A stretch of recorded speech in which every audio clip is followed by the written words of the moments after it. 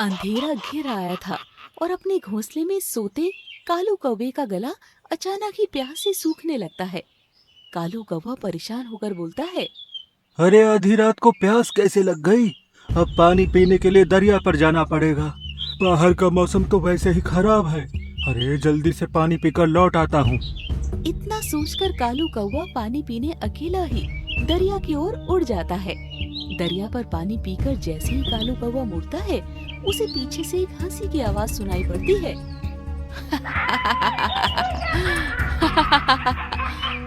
हो गया मेरे आज रात के शिकार का इंतजाम। अब तुझे मुझसे कौन बचाएगा कालू राम। इतनी रात को अकेले इस दरिया पर पानी पीने आ गया। बड़ा मूर्ख है रे तू तो। अब मैं तुझे मारकर तेरा खून पीऊंगी। अरे अरे अरे, कौन हो तुम? क्या चाहती हो? मैं ऐसी धमकियों से डरने वाला नहीं हूँ। हाँ, अच्छा, तू मुझसे नहीं डरने वाला। बड़ा बहादुर है रे तू। तो अभी तक नहीं समझा क्या? मैं तेरी मौत हूँ, मौत।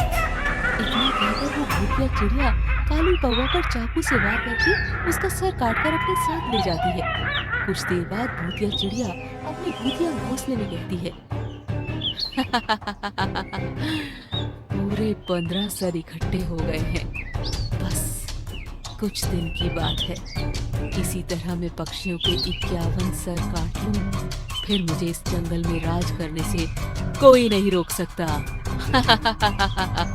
अगले दिन सुबह कालू कौवे की पत्नी रोते हुए कहती है। कल रात को मेरे पति पानी पीने दरिया के पास गए थे। जब सुबह तक भी वो नहीं लौटे तो मैं दरिया के पास उन्हें ढूंढने गई। ये देखो क्या हाल हो गया मेरे कालू जी का। मुझे तो बस उनका ये खून से सना शरीर ही मिला है।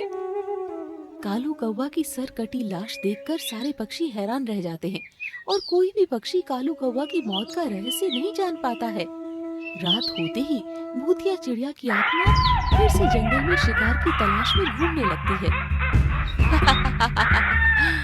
हो गया मेरे शिकार का समय। जो भी पक्षी मेरे सामने आएगा मैं किसी को भी नहीं छोड़ूंगी।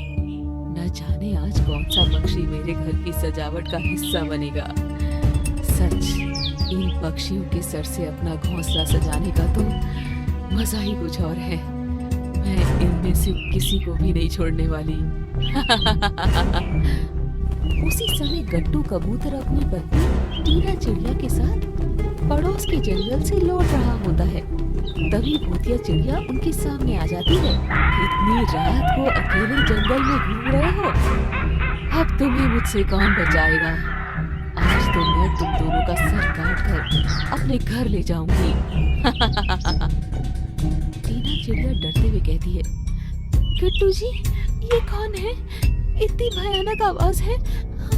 मुझे तो बहुत डर लग रहा है।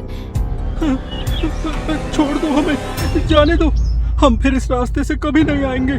जाने दो हमें। अरे गट्टू, टीना, बिल्कुल मत घबराओ। तुम्हें बिल्कुल भी दर्द नहीं होगा। बस एक झटके में तुम्हारी गर्दन अलग हो जाएगी। गट्टू कबूतर और टीना चिड़िया डर से कांपने लगते हैं। तभी भूतिया चिड़िया उनकी गर्दन काट देती है और उनकी गर्दन लेकर हंसते हुए अपने घर की ओर उड़ जाती है। इसी तरह एक एक करके हर रोज पक्षियों के सर कटे शब्द मिलने लगते हैं, जिससे जंगल में सनसनी फैल जाती है। एक दिन सारे पक्षी मिलकर अपने मुखिया पीकू मोर के यहाँ पहुँच जाते हैं।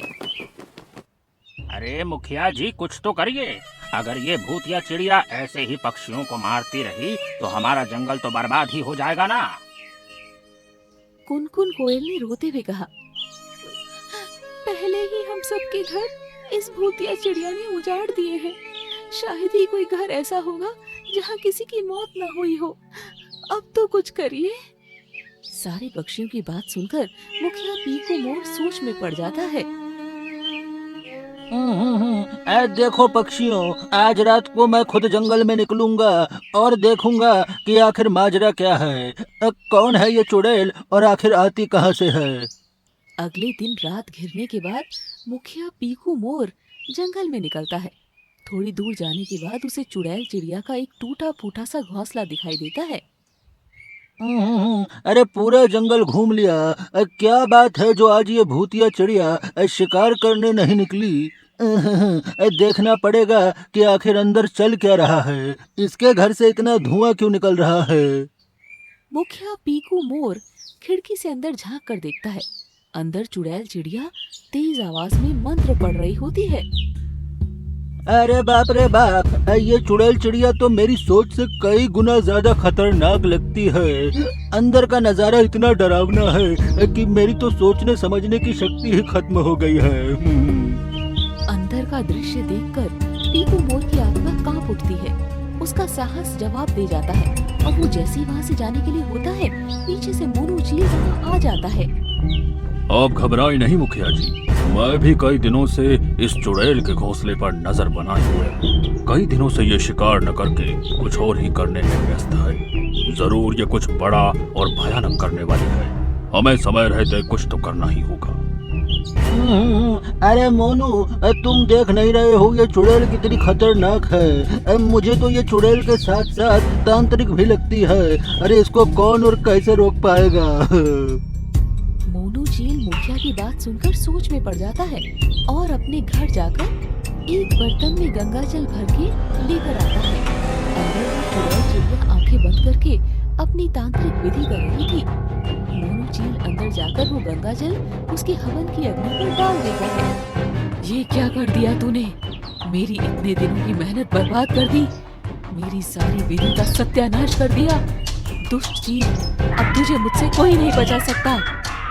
इतना कहकर वो चुड़ैल चिड़िया गुस्से में मोनू चील की ओर लपकती है। दूर रह मुझसे, नहीं तो अभी मैं तेरा काम तमाम कर दूंगा। सच बोल, कहाँ से आई है तू?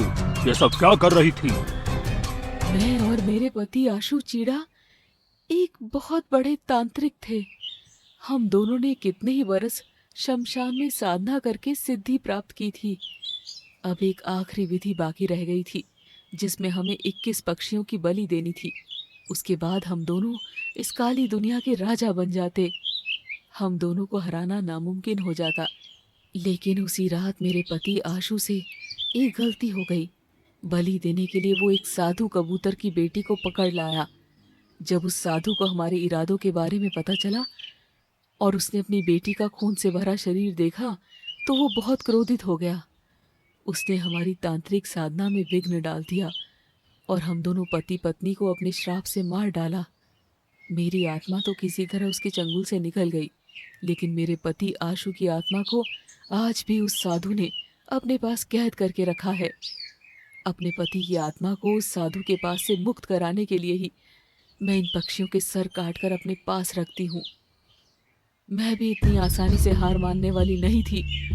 मैंने अपनी तांत्रिक साधना से हम दोनों के लिए फिर से जीवित होने का मार्ग ढूंढ निकाला।